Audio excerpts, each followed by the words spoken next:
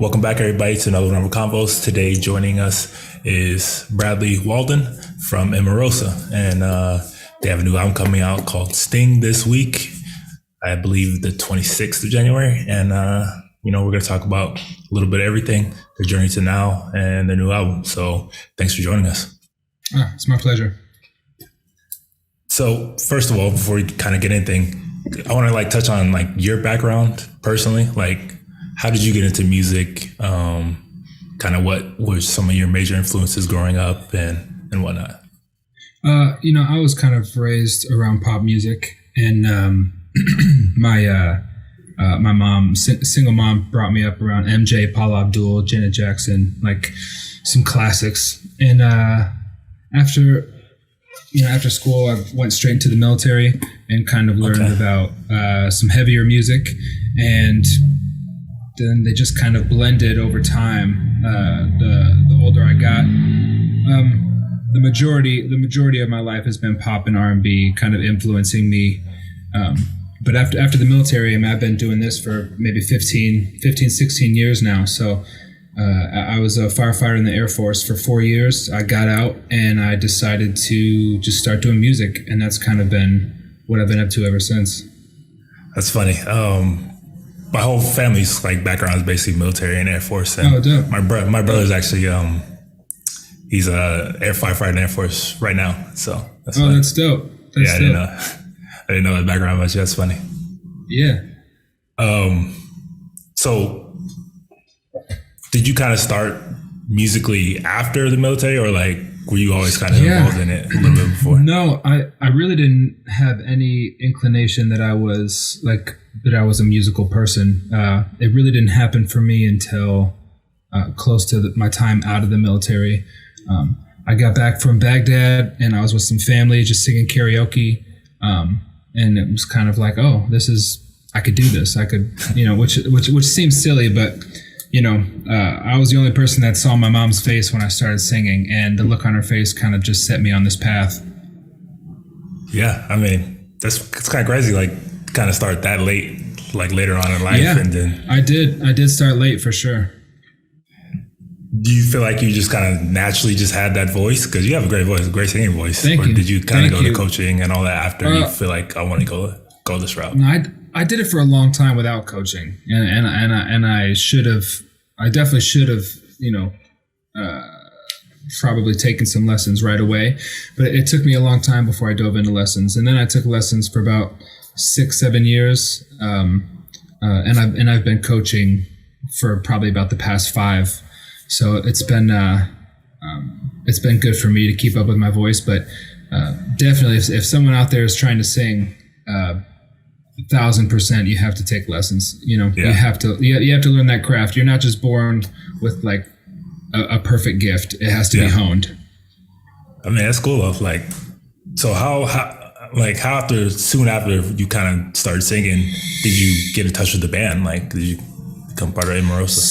So, I was doing a lot of local stuff in Detroit for a while, and I remember they actually reached out to me to audition for the band in maybe 2012, and then going back and forth after a while. It took about a year for me to actually join the band, going back and forth. But they just randomly found some stupid video on YouTube of me singing. I couldn't even tell you where that video is or what it was of, but they're like, "Hey, do you want to do this?" And then I was like, "Okay, I'll try it." And we just kind of went from there. And a decade later, I'm here and I'm still here. Yeah, things definitely have worked out. Were you familiar with the group and their music before you started? Yeah, I definitely wasn't doing their kind of music at all, and I had never tried to do the kind of music that they were making at the time, or that they had made, because people forget the last record that they made was 4 years before I joined the band. So the band had really changed long before I joined. But I definitely loved the most recent record that they had put out before I joined. And anything before that, it wasn't really my cup of tea, but I could appreciate, what they were doing, and that record is a staple to a lot of people in the post-hardcore world. But obviously we have since, once you do that, it's like, don't try to do that again. You know what I mean? Yeah. And so it made sense to change, veer away, and do something else. Yeah, I mean, the band itself has gone through so many changes through the year, like lineup changes, sound wise, everything. Kind of how's the journey been so far? These past 10 years for you in the group. Man, it's pretty crazy to think about how drastically it's changed. But it's also like, I don't know anybody who's the same that they were 10 years ago. And if they are, like, that's not my vibe, there's no, typically not a good sign. Yeah. There's no growth. There's no evolution. There's no learning. It's like, it's very stagnant, dull. I don't want that. So, as far as the sound goes, I thought it needed to change. As far as member changes, man, like it was a tricky situation. I've said this before, but I definitely felt like when I joined, I really walked into a time bomb, that was already on its way to blowing up. And so I think that I took the blunt of, this is the reason that the band is like changing and evolving and members leaving and members coming. But there's so much behind the scenes, and it's a hard business. It is a very difficult business to dedicate yourself to. Some people can't, they don't see the bigger picture. They don't see the light at the end of the tunnel. Sometimes, life just gets at you and you have to make a change for yourself. And I have no hard feelings towards anybody, past or present, that has had to do with the band. Everybody has to make what they think is the best decision for themselves. And I've done the same, which is why this band is continuing, which is why ER and I, I've been doing this with ER for a decade now. And so, and we're going to keep doing it. And that's just the name of the game. Yeah, man. Groups are hard. Bands are hard when you're working with like all these different people, different opinions, different, goals, and trying to get everybody on that same track. It's almost impossible sometimes. Yeah. There's not a band out there who hasn't had a problem, with each other's members. Like, there is not a band out there. You take what you think is the tightest group in the world. I mean, look at bands like Blink-182. Those dudes grew up from day one together, and sometimes things don't work out, and sometimes you come back together. And so I never time. Exactly. I never say never. So your situation in particular, like, I've always been curious about people who have to come in and like replace like a lead singer in a group, especially somebody like who was kind of beloved in that scene and musically for things that he's done. Like, how was your experience kind of like stepping in and kind of filling in, kind of bringing your own space into the group? You know what I mean? That was a fucking nightmare, to be honest with you. Like, you could have put anybody in that place and they would have just been ripped apart because it wasn't what people wanted. You know what I mean? And I'm not, it's not my place to speak on like anybody else's experiences or like what they did or didn't do or what they went through. But the band was without a singer for 4 years before I joined. I mean, those dudes were just working at Jimmy John's and living in Kentucky. Just imagine that for 4 years, just looking for the right person to join the band to sing. So for 4 years, they would rather do that than bring back their old singer. And so when I did join, I mean, this is so long ago, but when I did join, it was very difficult. I think personally that some fan bases can be very entitled and very volatile, and I think that they would have made it hell for anybody who joined that band and started singing. And so it was tough for a long time, and it put a chip on my shoulder, and it made me somebody who I didn't like to be honest with you. And over time, it took a long time, and still some days, I let it have power over me. But it took a long time to let that kind of brush off. And at this point, I've been in this band longer. Yeah. I have put out more records than most the people who have been in the band in the past. Yeah. I have been here longer than most of them, if not all of them, except for ER. Yeah, I mean, like I said, you've kind of been through the fire, and you're 10 years later, you're still here. I think you've, without a doubt, put your stamp on this band and the music and everything. So it kind of speaks for itself. But like you said, 10 years you've been with A.R. White, the lead guitarist. So kind of obviously you guys had a really strong relationship, musically, and you guys just wanted to keep continuing with that, because I think now you guys are a duo, right? Yep.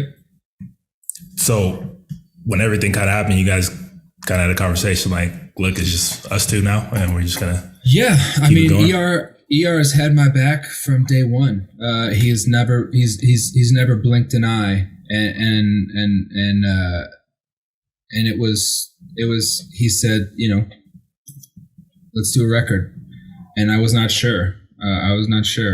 But he pushed me to build my confidence and make the record, and I'm happy that we did. I think, with the pandemic on top of everything, it was a very trying few years after Peach Club came out. We only got to do one tour, one real headliner tour with it, and our legs were kind of cut out from under us at the height of our popularity. At that time. And then the pandemic stopped every single band, stopped every single movie, stopped every single everything, restaurant, and so that, with the struggles of life and things that get thrown at you, it was very tough, and not everybody could hang on through those things, and respectfully, I understand. But ER never batted an eye.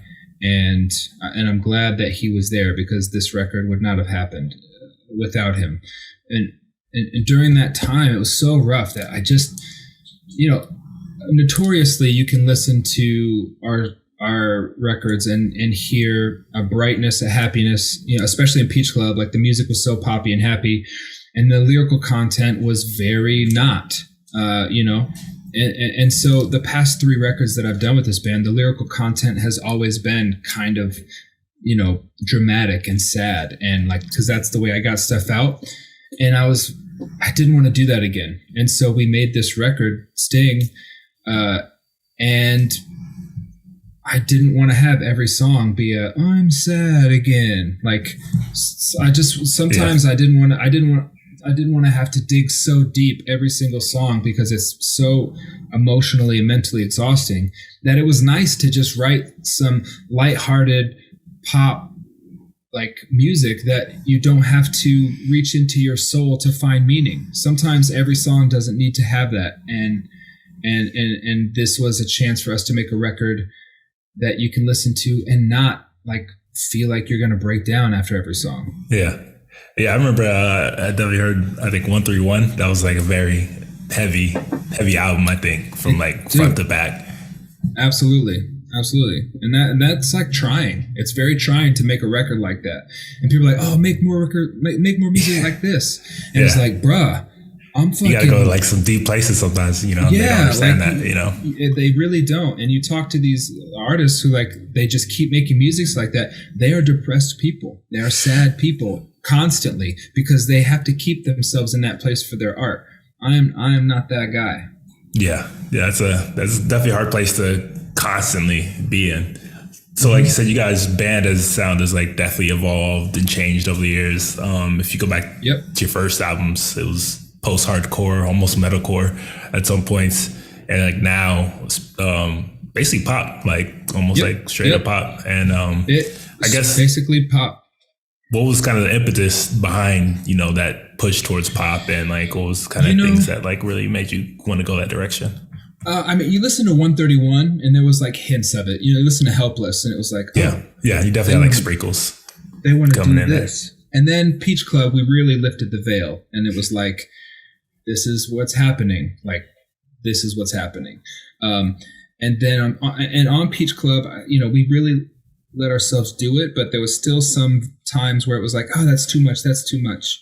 And on this record, it was just E and I. So there was a lot less people telling me no.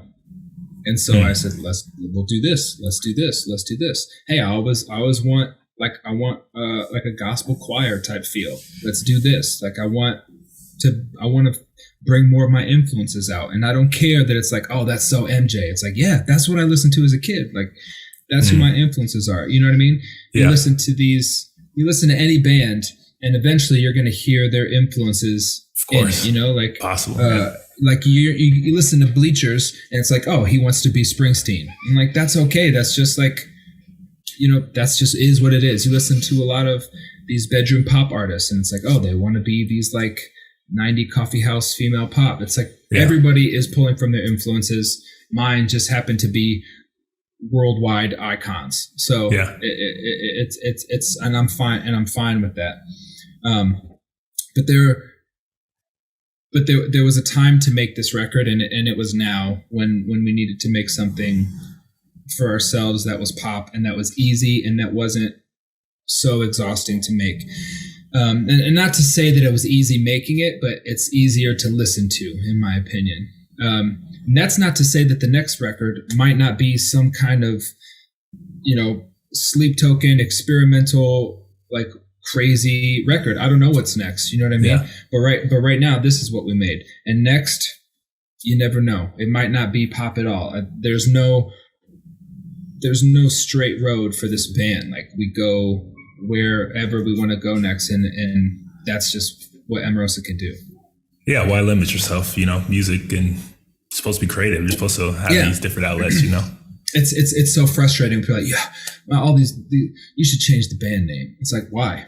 Did you change your name after you went through puberty? Like, no. People just things change. People grow up. Like, things evolve. Like this doesn't have to be what you want it to be. You know what I mean? Like you don't change your name when you decide, oh, I'm going to start dressing like this, or I'm going to get into yoga. I should change my name. Like, you know, sometimes you just evolve. Yeah. I mean, bands, artists, I've always viewed them as like these, like, you know, living organisms that grow up just like everybody else. You know, they go through the years, they change, they have different, you know, likes, different dislikes. You know, maybe they really digging this now, maybe they're into this, you know. And I think that as an artist, a creative, you should be free to fully like explore those. Yeah, I agree. So, I mean, obviously it was such a big change, specifically with like Peach Club. Kind of was like the fan reception when you guys were like, this is where we're going now. You know, we got the blunt of the backlash when we did Peach Club, because that was like the pop shift. And a lot of people was like, oh shit, this is dope. And then you have the people that's like, where's the rock? Where's this? And it's like, that's not on this record. Like, better luck next time. And so I think if people vibe with Peach Club, like it's an easy transition to vibe with this record. You know, it's hard. I feel like this band in particular, and maybe because I'm just like looking at it in a scope and I see it all the time, so it seems like it, but I feel like this band in particular gets such a we just have these people that hold such a grudge that we're not making the music they want to listen to. And for some reason they have to tell us when we make something that they don't like. It's like, I never, and imagine, look, I'm not going to put my energy into telling these other people who I don't know, who are in a band that I am not in, who I have no connection to. I'm like, hey, don't do that. You should do this. Like, go. You're going to walk into a restaurant and go tell the chef, hey, you see all this stuff you're making? No, you should be making something that you made at the other restaurant where you used to work. Like, that's what it feels like. It's like such an entitled, like asshole thing to do. And so I pay most of the attention to the people who are like, yo, this is dope, because like I know, like I agree with you. This is dope. This is why we made it. And so that's the majority of the reception that I see, is like the people who are like, yes, give us this record. We want this. It's fantastic, because it is. Yeah, I think that also comes with kind of the genre that, the band was originally in. I think when bands are just like kind of more in like these niche genres, they get so tribal about, bands. I mean, everything is, everything is tribal, but I do think it's very bad in the music industry. Like it's toxic for sure. Yeah, I always think back to that one Jay-Z line where he's like, if you like my old shit, then you can just go back and like listen to it, basically. You know what I mean? Like, I always think of that one. I love that line. It's a great line for sure. So I guess from Peach Club to now, kind of what of your lessons have been learned from that transition? I don't really know yet, I think, because, the record comes out on this Friday. It'll be out technically like 9 p.m. on the West Coast on Thursday, however Spotify works and stuff. So I don't really know yet, because it's not out. And so I haven't really, we've had the record done for so long, and we've been pushing out singles for so long. Like I'm a little bit over the record already. I'm like, get it out. Like we've had such a long rollout, and that was the plan, like to have, an elongated rollout. But now I'm like, okay, get it out. I'm ready. I'm ready to do the next thing. And so maybe I'll learn to have some more patience and slow down and enjoy this while it's happening, because I didn't get a chance to do that with Peach Club either. It was like, it was out, it's push. Let's put out another song. Push, tour, and then we kind of got, like I said, pandemic. We got our legs cut out. But so I think we'll be a little bit more patient on this record and let it breathe and see what happens, rather than just go. Yeah. So I do want to talk about, the album itself, Sting. So kind of is there any like meaning or special significance behind the album title? There's something about, obviously the album art is a scorpion. And we were trying to think of something that encompasses, this band. And scorpions are like incredibly resilient and can survive almost anything. They're actually like older than dinosaurs, like when you go back. Yeah. And so I thought it was fitting that this band has been so resilient and has continuously made it through everything. And hopefully will continue to do so. And so it just made sense. The imagery made sense for this band.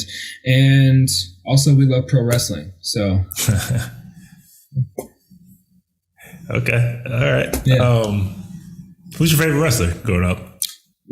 Growing up is probably Jeff Hardy. Okay. Yeah, that's a good one. Yep. When I was a kid, loved the Hardy Boys, loved Lita. Ooh, did I love Lita? Let me tell you. Yeah, that was good days. The 90s, the Attitude Era, that was definitely the era I grew up on, for sure. Yep. So what was the kind of creative process on this album? Because like you said, now you guys are working together as primarily a duo, so things have had to have changed creatively maybe a little bit. Yeah, absolutely. It was, I'm going to be honest, it was really hard. It was the first couple of days in the studio for me were very sad. It was a big change. I did not have confidence. I missed the group, I missed having everybody there and making a record. And I just had to push through. And the more that we worked, the more I heard the songs, things started to come to life. I got back into the groove, and then I realized that we were making, a great record, and I was very excited, and it kind of started to happen. Courtney, who was the producer, he really became like a third member. Stefano Piglipoco, he became, like everybody in that room really helped shape that record. Alan Lewis, who added a bunch of production, and it's just, it felt like a little bit of a community again, making that record. So E had to step up and put down all of the guitar, write all of the leads, and like really, and he did too. He wrote some really great stuff that I know he's very proud of, and I am as well. So it was very scary at first, but again, you persevere, you make it through, and we made a great record with that. So, kind of like your previous albums, you've always had kind of, I think, larger themes overall behind, the projects. Does this one kind of have any, I guess, reoccurring themes, reoccurring messages throughout, or is this kind of like more of a fun record for people to just enjoy? Yeah, it's a great question. I think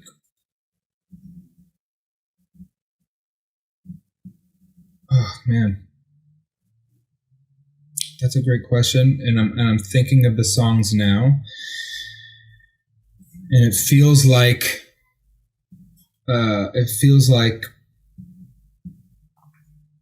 the record feels like it surrounds itself. I know I said it's like not try not to be like heavy, but it feels like it's around loss and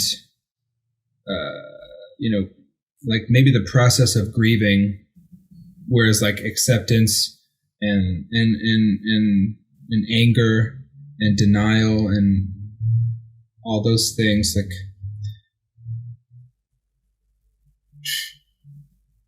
so many. You listen to I think about every song right now. There's so many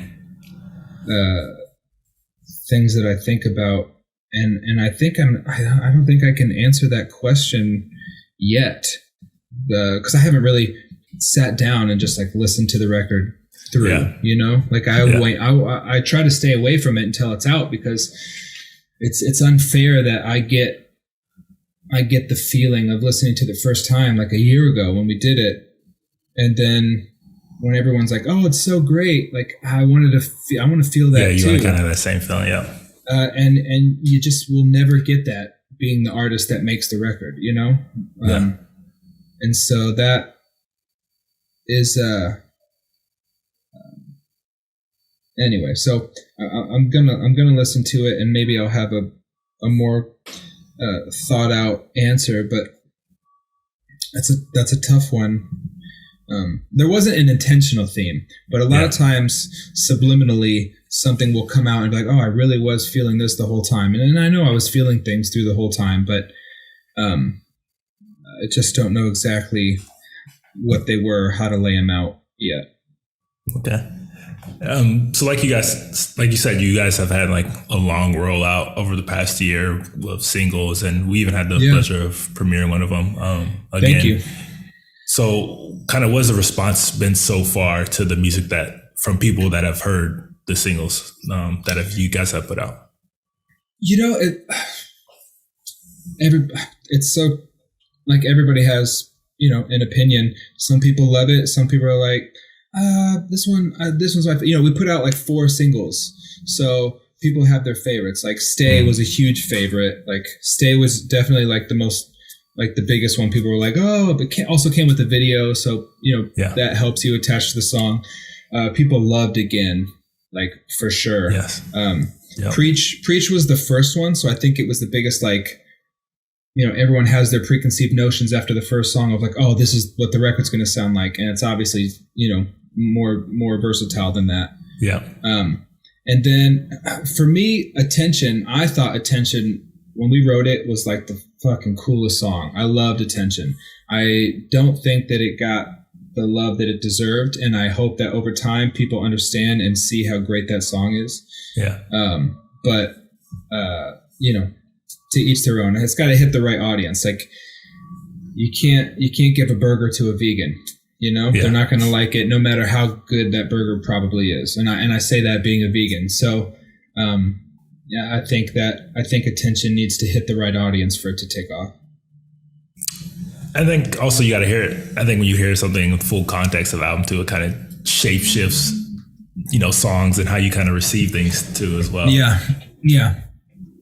So also, I mean, that made me think of like, you guys have shifted to this pop. I'm sure you guys have like almost 2 fan bases at this point. In a way, I guess, and I don't mean this in a disrespectful way, but I feel like, the older, like the fans who love like the Versus record and the records before that, if they, like those records are there for them, and I'm super appreciative of them, but I'm not sure that they would maybe call themselves fans of the band. They would just be like, oh, I really love their old stuff, and that's fine, because those records will always be there for them. And so in that way, there are 2 fan bases, I guess. Like people love that stuff and people love the new, like there's some people who love both because they have an open mind and they can they like more than just like 2007, like screamy, like post-hardcore music. Yeah. But that's because they don't live in Ohio. but like I'm grateful for both fan bases because I got to experience them both as they were happening.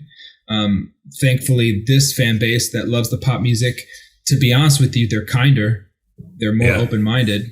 Yeah. If I'm being honest, they really are. They're less entitled. They're just appreciative of music. If they don't like it, then they don't go online and yell at you. They just are like, what's next? And so I'm thankful for that.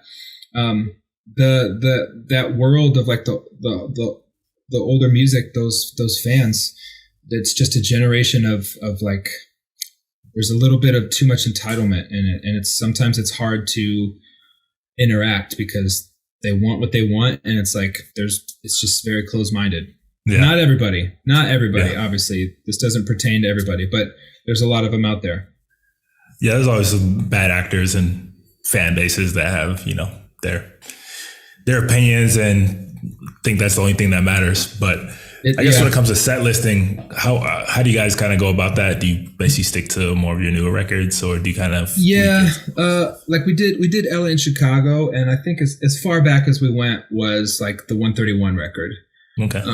We would play like Cloud 9 and we would play Helpless from there. And I'm not, and I think actually next year is the 10-year anniversary of Versus, which is insane to me. But, I think it'd be cool to maybe not a tour, but who knows, maybe do like a Tiny Desk kind of thing of like the whole record. Do some anniversary shows or something like that. Yeah, maybe just like, maybe just one of just the Versus record. Who knows? I don't know. But I don't know. You never know like how well would that actually do, Yeah. Sometimes you surprise yourself like, oh shit, people really want to hear this record live. So. I mean, I think 131 was it Hurt? I think that was the first track of that. Like, I love that song. That's one of my favorites, man. Great opener. I appreciate that. Yeah, 131 is definitely my favorite, like, rock record that we like alternative rock record. I think it's great. I think we got to play with some great bands because of that. Like some of my favorite tours, we did like a Yellow Card tour because of that record. We got to play with Acceptance and their reunion show. Like there's one band that we never got to play with when we were doing like that was Amberlin, and I loved Amberlin. Yeah. And we never really got to like, unless my memory is failing me. Would have loved to do a tour with them. You guys did get to play, was it Vans Warped Tour back in the day? Yeah, we did. We did 2 years. We did half the first year, and then we did the full thing the second year. Okay, yeah, I've been to I think like one or two of those. Those are such a big, at that time they were so. I loved them, dude. I loved them so much. They were so much fun. People love to dog on it, but I loved it. It was great. No, they were massive. So like you said, this is basically almost like 80s synth pop, kind of a lot of your like 80s influences in your music. Kind of who were you like channeling outside of, you know? It was a lot of like George Michael and Phil Collins, Huey Lewis and the News kind of vibe. Very much like, you know,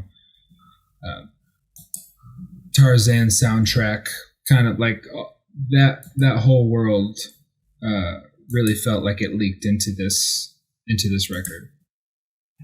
Yeah, because whenever I hear like kind of 80s pop, my mind immediately wanders to like 80s movies, 80s soundtracks, you know, that iconic kind of sound. So I was like wondering, do you have like any like favorite 80s songs or soundtrack songs or movies, you know, that kind of came to mind when you're...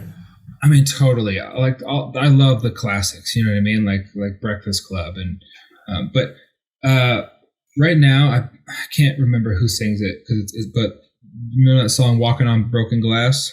Yep. That for some reason has been in my head for weeks. You know, or there is always something there to remind me. Yeah. Like I fall down these 80s Spotify playlists all the time, and I discover like one or two that I forgot about, and I'm like, oh, this just brings something out of me that I love. And I want that in our music. Like in you know, in 10, 15 years, I want someone to be like, oh yeah, to one of our songs. That's the dream, I guess. I mean, I definitely, like I said, I've heard the album a couple times now, and it definitely made me start thinking of like 80s movies, 80s songs that like that's really great. Hit me. And that's great. You heard Sting. You had the whole record. Oh yeah. What's your least favorite? Man, I gotta remember the track listing right now. I got my favorites. I can say which was my favorites right now. Nah. I want the least favorite. Let me look at the track list real quick. I gotta remember exactly what was on there. Well, before you say it, I'm gonna write it down. Okay. What's your least favorite? I'm trying to think. Hold up. All right.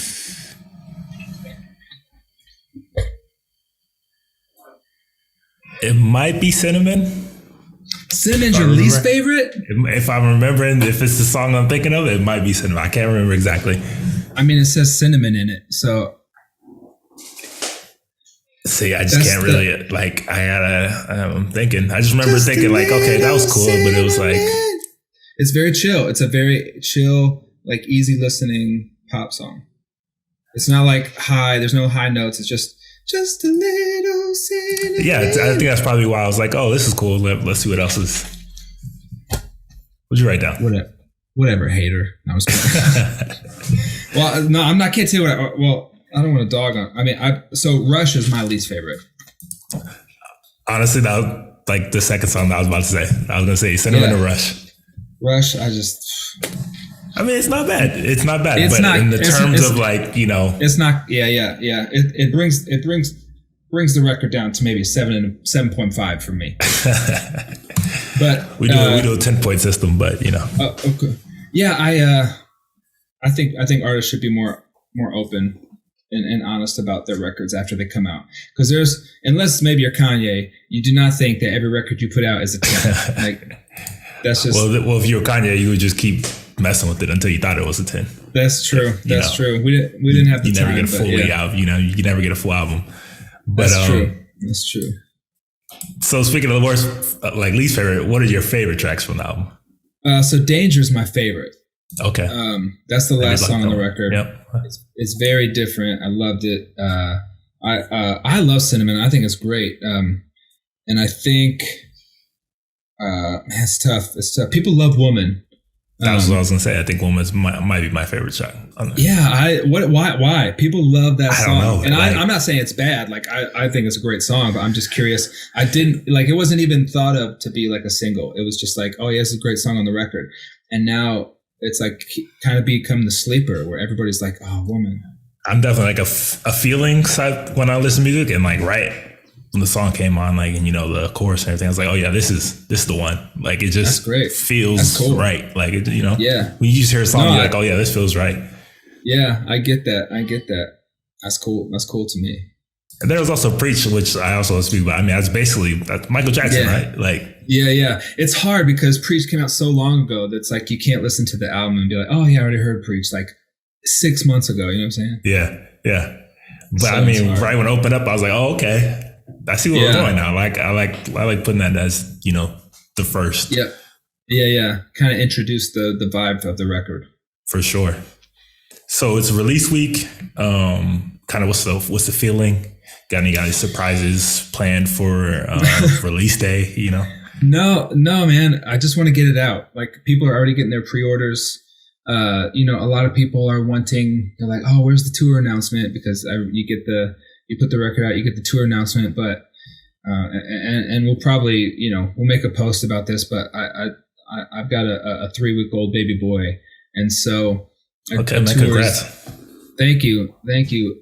So a tour is going to be, in the future. I need some time, at home with my family to bond, with my son. So, but we do have some things cooking in the future for sure. Okay, I mean summer's coming up pretty quick here, so Yep. I think this is a perfect record for that summer tour. So, I agree with you. All right. I mean, we talked about a lot. Yeah. Sting's coming out pretty soon, a couple days later now, 2-3 days. I guess what is kind of any goals for this album for this year? Do you guys have any, Man, I'm glad to get the record out. Honestly, we actually just finished a cover of Whitney Houston Dance with Somebody too. Okay. So that's going to come out. And we also like I said, we got some things in the mix for later this year. I want the record to come out. I just want it to, start to set the groundwork for what's next for this band. It's been 3 years without music. So yeah, it's good. It's good to put our feet back in the water and get moving again. Yeah, man.